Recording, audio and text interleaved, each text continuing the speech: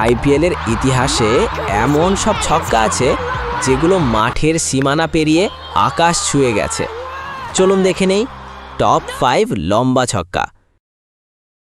5 নম্বর, Chris Gayle 119 metre. Universe বস যখন মারেন তখন বল আর খুঁজে পাওয়া মুশকিল।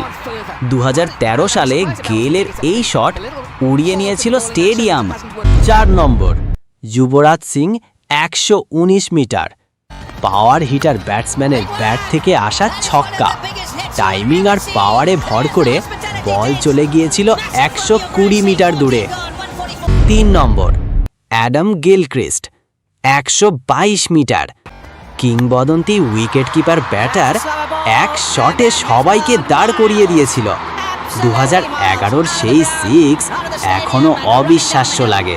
2 নম্বর, প্রবীণ কুমার 124 মিটার। ভাবতে পারবেন একজন বোলার হয়েও ব্যাট হাতে মেরেছিলেন এমন বিশাল ছক্কা। আইপিএলের দ্বিতীয় লম্বা 6। 1 নম্বর, অ্যালবি মর্কেল 125 মিটার। এইটাই আইপিএল ইতিহাসের সবচেয়ে লম্বা ছক্কা। 2008 সালে মর্কেলের ব্যাট থেকে আসা সেই 125 মিটার শট